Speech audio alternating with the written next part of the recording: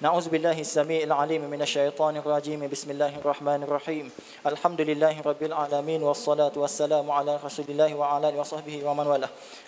Qala rabbi shrah li sadri wa yassir li amri wahlul 'uqdatam min lisani yafqahu qawli. Qala Allah ta'ala ba'da a'udzubillahi as-sami'il 'alim minasyaitonir rajim. Bismillahirrahmanirrahim. Innaka la'ala khuluqin 'azim. Shadaqallahul 'azim. Wa qalat Aisyah radhiyallahu ta'ala anha Kana khuluqul Quran. Yang pertama, bersama Allah Subhanahu Wa Taala, kita tinggikan Allah Subhanahu Wa Taala dengan setinggi-tingginya. Jadi untuk hari ini, untuk yang pertama, sama-sama kita bincang satu topik, satu tajuk, iaitu tentang akhlak baginda Nabi sallallahu alaihi wasallam.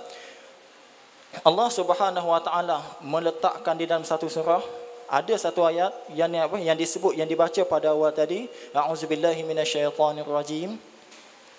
Innaka la'ala khuluqin azim. Shadaqallahul azim. Sesungguhnya bagi kamu wahai Muhammad sallallahu alaihi wasallam terdapatnya akhlak-akhlak yang mulia, akhlak-akhlak yang azim. Allah Subhanahu wa taala tidak menjadikan ataupun tidak meletakkan gelaran kepada baginda Rasulullah dengan akhlak-akhlak terpuji. Allah Subhanahu wa taala tidak gelarkan baginda Muhammad sallallahu alaihi wasallam dengan gelaran terpuji. Kenapa? Kerana ulama mentafsirkan akhlak terpuji adalah sifat manusia biasa. Akhlak terpuji adalah akhlak yang kita tunjukkan pada orang hanya mendapat impact ataupun hanya mendapat kesan yang hanya sedikit. Tetapi kalau Allah SWT letakkan akhlak yang azim, akhlak yang tertinggi, akhlak yang agung, sebagaimana nama Allah Al-Azim, akhlak yang terbaik bagi Rasulullah, kerana akhlak Rasulullah memberi kesan yang sangat besar kepada seluruh umat. Baginda Rasulullah sallallahu alaihi wasallam banyak menyampaikan dakwah, dapat menyampaikan nasihat, memperbetulkan akhlak-akhlak sebagaimana Nabi sallallahu alaihi wasallam innama bu'istu liutammima makarimal akhlaq. Sesungguhnya aku diutuskan untuk memperbetulkan akhlak. Kenapa? Kerana baginda Rasulullah mempunyai akhlak yang azim, bukan akhlak mahmud.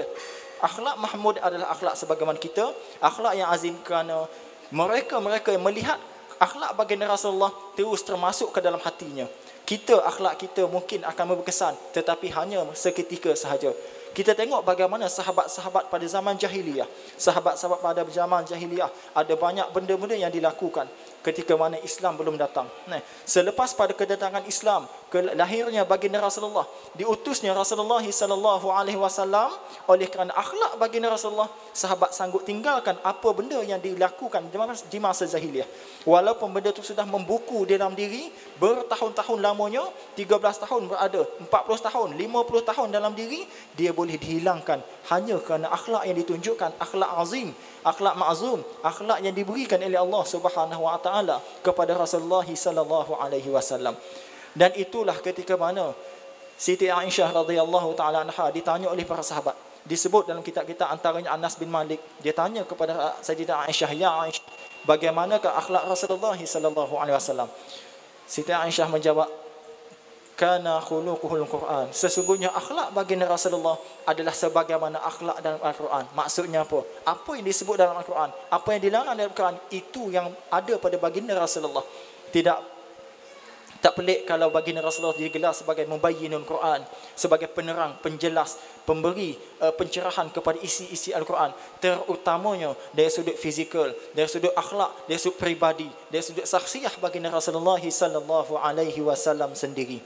Jadi sebagai pembukaan, semoga kita termasuk di dalam golongan-golongan yang mendapat naungan daripada baginda Nabi sallallahu alaihi wasallam, dan kita cuba untuk menjadi ataupun mengejar sifat mahmudah yang disebut, yang diberikan kepada Allah, yang disampaikan kepada kita melalui baginda Rasulullah kepada melalui ulama-ulama, dan sampai kepada kita terus mekarkan akhlak tadi dengan akhlak mahmudah. Kita mustahil untuk sampai kepada akhlak yang azim ataupun ta'zim, tetapi baginda Rasulullah sallallahu alaihi wasallam adalah akhlak yang azim, bukannya akhlak mahmudah. Wallahu taala a'lam bis-shawab.